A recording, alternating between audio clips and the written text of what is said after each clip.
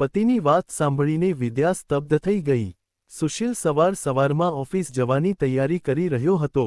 વિદ્યાએ ઉતાવળમાં ઘરનું કામ પતાવીને વાળ ઓળી લીધા અને આંખોમાં હળવું કાજળ લગાવી દીધું। તે બસ એમ જ અરીસામાં પોતાને જોઈને સ્મિત કરી રહી હતી। ત્યાં જ પાછળથી સુશીલનો તીખો અવાજ ગુંજ્યો, આજકાલ બહુ સજી ધજી રહી છે, ક્યાંય જવાનો ઈરાદો છે કે શું? વિદ્યા ચોંકી ગઈ, તેનું સ્મિત ત્યાં જ થંભી ગયું। તે ધીમા સ્વરે બોલી, ના, બસ એમ જ। સુશીલે હોઠ મચકોડ્યા, ઘરમાં રહેનારી સ્ત્રીઓને આટલું નખરા શણગાર શોભા નથી દેતા, સમજી? વિદ્યા ચૂપ થઈ ગઈ, તેણે ધીરેથી કાજળ લૂછી નાખ્યું। થોડી વાર પછી પાડોશમાં રહેતી રેખા હસતી હસતી આવી। વિદ્યા પણ તેની વાત પર હળવું હસી પડી। ત્યારે જ રૂમમાંથી નીકળતી વખતે સુશીલે બંનેને જોયા અને તેની ભ્રમરો તણાઈ ગઈ। આજકાલ બહુ અટ્ટહાસ્ય થઈ રહ્યા છે, તે કટાક્ષમાં બોલ્યો, ઘરની વહુને આટલું ખુલીને હસવું લોકોને સારું નથી લાગતું। વિદ્યાનો ચહેરો તરત જ ઉતરી ગયો। રેખા અસહજ થઈને જલ્દીથી જતી રહી। વિદ્યાએ ચૂપચાપ માથું ઝુકાવી દીધું। તે જ દિવસે સાંજે વિદ્યાએ હિંમત કરીને કહ્યું, સાંભળો ને, કાલે મંદિરમાં ભજન છે, હું પણ જાઉં? મહોલ્લાની બધી સ્ત્રીઓ જઈ રહી છે। સુશીલે છાપું વાળીને તેની સામે જોયું, તારે બહાર જવાની કોઈ જરૂર નથી। ઘરનું કામ ઓછું પડે છે કે શું? વિદ્યાના હોઠ ફફડ્યા, હું તો બસ। સુશીલે કડકાઈથી કહ્યું, બસ બસ, કંઈ નહીં, જેટલું કહેવામાં આવે એટલું જ કર। વિદ્યા ચૂપચાપ રસોડા તરફ વળી ગઈ। તેની આંખોની ચમક ધીરે ધીરે બુઝાઈ રહી હતી। એક દિવસ તે રસોડામાં રસોઈ બનાવી રહી હતી ત્યારે તેની સાસુ શંકુતલાબેન વારંવાર વોશરૂમ જઈ રહ્યા હતા। થોડી વાર પછી તેમને ઉલટીઓ થવા લાગી, તો વિદ્યા ગભરાઈ ગઈ। શંકુતલાબેન કહેવા લાગ્યા, વહુ, સવારથી જ તબિયત થોડી નરમ લાગે છે, ઘરમાં જો તો કોઈ દવા પડી છે? તેણે દવાનો ડબ્બો ફંફોસી નાખ્યો, પણ પેટ ખરાબ થવાની કે ઉલટીની કોઈ દવા નહોતી। તેણે કહ્યું, બા, હું તમારા માટે બજારમાંથી દવા લઈ આવું? શંકુતલાબેને કહ્યું, હા વહુ, દવાની સાથે થોડું નાળિયેર પાણી પણ લેતી આવજે, બીજું કંઈ ખાવાની ઈચ્છા નથી થતી। વિદ્યા બજાર ગઈ। સંજોગવશાત તે જ સમયે સુશીલ પણ ઓફિસના કોઈ કામથી બહાર નીકળ્યો હતો। તેણે બજારમાં વિદ્યાને જોઈ લીધી અને ગુસ્સાથી લાલચોળ થઈ ગયો। સાંજે જ્યારે તે ઘરે આવ્યો ત્યારે ગુસ્સામાં બૂમો પાડતા બોલ્યો, વિદ્યા, તને એકલી બજારમાં જવાનું કોણે કહ્યું હતું? આખરે તે તારો અસલી રંગ બતાવી જ દીધો। વિદ્યા હેરાન રહી ગઈ। તે ગભરાતા બોલી, હું તો દવા લેવા ગઈ હતી। સુશીલે વચ્ચે જ મોટા અવાજે અટકાવી, મારે કોઈ સફાઈ જોઈતી નથી। હવેથી મારી રજા વગર તું ઘરની બહાર પગ નહીં મૂકે, સમજી? વિદ્યાની આંખો ભરાઈ આવી। સુશીલ ગુસ્સામાં બોલ્યો, સ્ત્રીઓ તો ભરોસાને લાયક જ હોતી નથી, થોડી છૂટ આપો તો બીજા પુરુષના બાહુપાશમાં પહોંચી જાય છે। સુશીલે પત્ની પર આવો કટાક્ષ કર્યો એટલે વિદ્યાની આંખોમાંથી અંગારા નીકળવા લાગ્યા। તે ધ્રુજતા અવાજે બોલી, જો સ્ત્રીઓ ભરોસાને લાયક નથી હોતી, તો તમે એ વાત ભૂલી રહ્યા છો કે તમારી માતા પણ એક સ્ત્રી જ છે। પતિદેવ, તો શું તમે તમારી માતા વિશે પણ આવું જ કહેવા માંગો છો? આટલું સાંભળતા જ સુશીલનો ચહેરો ગુસ્સાથી તમતમી ઉઠ્યો।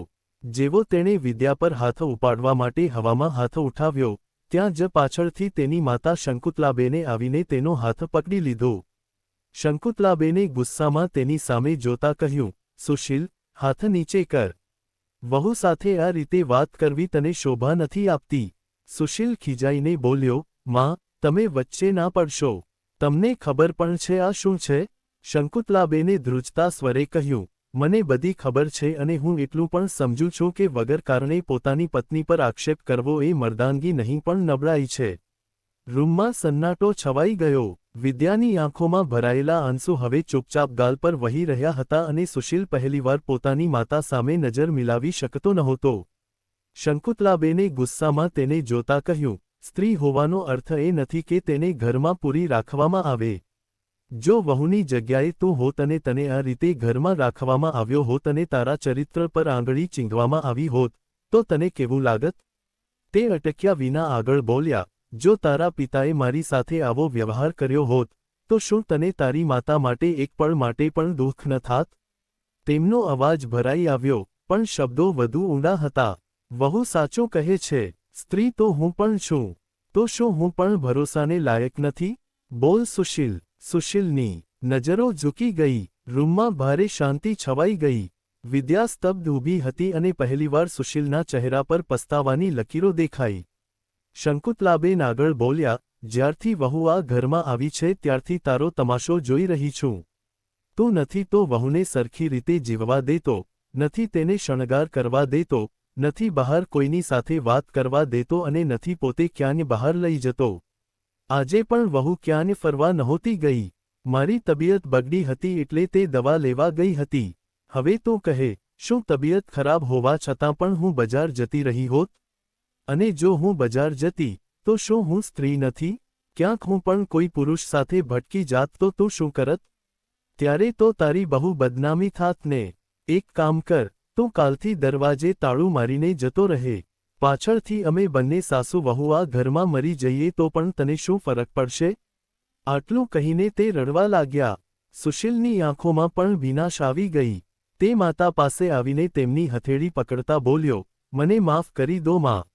મારા એક મિત્રની પત્ની લગ્નના થોડા મહિના પછી પ્રેમી સાથે ભાગી ગઈ હતી. એટલે મારા મનમાં એક ડર બેસી ગયો હતો. મને દરેક પળે એમ જ લાગતું હતું કે ક્યાંક મારી સાથે પણ આવું ના થઈ જાય. તેનો અવાજ તૂટી ગયો. વિદ્યાની આંખો ભરાઈ આવી. રૂમમાં ફેલાયેલી કડવાશ ધીરે ધીરે ઓગળવા લાગી. શંકુતલાબેનનો ગુસ્સો હવે થોડો ઠંડો પડ્યો હતો. તેમણે સુશીલના ખભા પર હાથ રાખી સમજાવતા કહ્યું, તો તારે મને આ બધી વાતો કહેવી જોઈતી હતી ને? એકલો કેમ મૂંઝાતો હતો? અને વહુ પર મને પૂરો ભરોસો છે. તે તને કેટલો પ્રેમ કરે છે. આટલા મહિનાથી તે તેને કેટલા બંધનોમાં રાખી છે, છતાં તેણે એક ફરિયાદ પણ નથી કરી. તારી સાથે પ્રેમભર્યો વ્યવહાર કરે છે અને મારું પણ બહુ સરસ ધ્યાન રાખે છે. બેટા, ઘર શક્તિ નહીં પણ વિશ્વાસથી ચાલે છે. જો તું આવી જ રીતે ડરતો રહીશ તો પોતાના હાથે જ તારા સંબંધો નબળા કરી નાખીશ. આ સાંભળીને સુશીલની નજર નમી ગઈ અને વિદ્યાની આંખોમાં ફરી ભીનાશ તરી આવી. શંકુતલાબેને દીકરાના માથા પર વાલથી હાથ ફેરવતા નરમ પણ મક્કમ સ્વરે કહ્યું, બેટા, સંબંધો ડર અને શક્તિ નહીં પણ ભરોસાથી ટકે છે. વહુ તારું ઘર છોડીને ક્યાંય નથી જઈ રહી. તે તો આ ઘરને પોતાનું માનીને જીવી રહી છે. તું તેને જેટલી સમજીશ એટલું જ તારું ઘર વસશે. માતાની વાતોએ સુશીલના અંદર જાણે જામી ગયેલી બધી કડવાશ ઓગાળી દીધી. તેનો ચહેરો અપરાધભાવથી ઝૂકી ગયો. તે ધીરે ધીરે વિદ્યા તરફ વધ્યો. તેના કદમ ભારે હતા, આંખો ભીની હતી. સુશીલે ધ્રુજતા સ્વરે કહ્યું, વિદ્યા, મને માફ કરી દે. મેં વિચાર્યા વગર તારા પર શક કર્યો. મારે તારા ભરોસાને ઠેસ પહોંચાડવી જોઈતી નહોતી. વિદ્યાની પાંપણ પર અટકેલા આંસુ વહી પડ્યા. આટલા દિવસોનું દર્દ જાણે એક જ પળમાં આંખો વાટે વહી ગયું. તે થોડી ક્ષણો ચૂપ રહી, પછી ભારે ગળે બોલી, તમે મારા પોતાના છો. તમારી સાથે શું ફરિયાદ રાખું? બસ હવેથી મારા પર ભરોસો રાખજો. આટલું સાંભળતા જ સુશીલે ધીરેથી તેનો હાથ પકડી લીધો. તેની પકડમાં પસ્તાવો પણ હતો અને પોતાનો ખોવાયેલો વિશ્વાસ પાછો મેળવવાની સાચી કોશિશ પણ.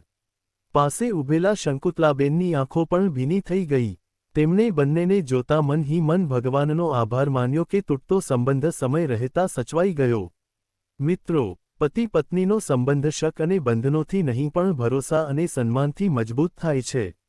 જ્યારે આપણે સત્ય જાણ્યા વગર આરોપ લગાવીએ છીએ ત્યારે પોતાના જ સંબંધોને ઈજા પહોંચાડીએ છીએ. સમય રહેતા પોતાની ભૂલ સ્વીકારી લેવી અને એકબીજાને સમજવા એ જ ઘરની ખુશીઓને બચાવી રાખે છે.